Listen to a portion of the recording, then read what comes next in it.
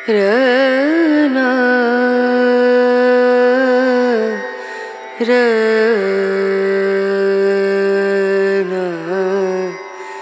रनु।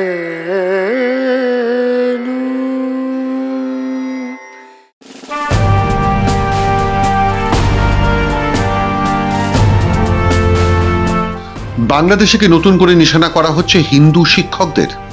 সাম্প্রতিক একটি ঘটনাকে কেন্দ্র করে এই প্রশ্ন ফের সামনে এসেছে। ছবিতে দেখা যাচ্ছে শহীদ স্মৃতি ডিগ্রি কলেজের অধ্যক্ষকে জোর করে ইস্তফাপত্রে সই করানো হচ্ছে। সেখানে শুধু উগ্র মৌলবাদীরাই নয়, হাজির বাংলাদেশ সেনাও। সকলের সামনে কলেজের অধ্যক্ষ পদ থেকে ইস্তফা দিতে বাধ্য হচ্ছেন দুর্লভানন্দ বড়াই। কিন্তু কি তার অপরাধ? জানা গেছে অধ্যক্ষ বড়াই একদল মৌলবাদীর কাছে মাথা নত করতে রাজি হননি।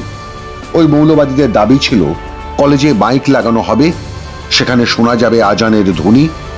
কিন্তু শিক্ষা প্রতিষ্ঠানে এ ধরনের মাইক লাগাতে দিতে রাজি ছিলেন না দুর্লভানন্দ বড়াই। তখন তাকে ইস্তফা দিতে জোর করা হয়। তাতেও যে সরকারের সায় আছে তা স্পষ্ট, কারণ ঘটনাস্থলেই দেখা যাচ্ছে বাংলাদেশ সেনাকে। তবে এটাই প্রথম নয়। হাসিনার দেশত্যাগের পর থেকেই সেদেশে হিন্দু শিক্ষকদের ইস্তফা দিতে বাধ্য করা হচ্ছিল। সংবাদ মাধ্যমের খবর অনুযায়ী সংখ্যালঘু সম্প্রদায়ের প্রায় 50 জন শিক্ষককে পদত্যাগ করতে বাধ্য করা হয়েছে। অগস্ট মাসের শেষেই বরিশালের বাকেরগঞ্জ সরকারি কলেজের অধ্যক্ষ শুক্লারানী হালদারকে ইস্তফা দিতে বাধ্য করা হয়। তিনি শুধু লিখে দেন, পদত্যাগ করলাম। তাকে তার কার্যালয়ে প্রায় 4 ঘন্টা ঘেরাও করে রাখে কিছু বহিরাগত। তারপর তাকে পদত্যাগ করতে বাধ্য করা হয়। সোশ্যাল মিডিয়ায় সেই ছবি ভাইরালও হয়। সর্বত্রই নিন্দার ঝড় ওঠে। কিন্তু সবকিছু দেখেও দর্শকের ভূমিকা ইউনূসের নেতৃত্বাধীন অন্তর্বর্তী সরকারের। 18 August Azimpur government girls school and কলেজের অধ্যক্ষের ঘরে হামলা চালায় একদল চরমপন্থী। অধ্যক্ষ ও 2 শিক্ষকের পদত্যাগ দাবি করে তারা। সারা দেশ জুড়েই টার্গেট করা হয়েছে হিন্দু শিক্ষকদের, অধ্যক্ষদের। প্রতিষ্ঠানের মাথায় কেন হিন্দু তা নিয়েও প্রশ্ন তুলতে শুরু করেছেন অনেকে। আর এই তানাশাহি দেখেই আতঙ্ক ছড়িয়েছে সংখ্যালঘুদের মধ্যে। আর এই দেশ ছড়িয়ে পড়েছে সর্বত্র। মাথা চাড়া দিয়েছে মুসলিম জঙ্গিবাদ। অনেক জায়গাতেই হিন্দুদের ওপর আচমকা হামলা নেমে আসে।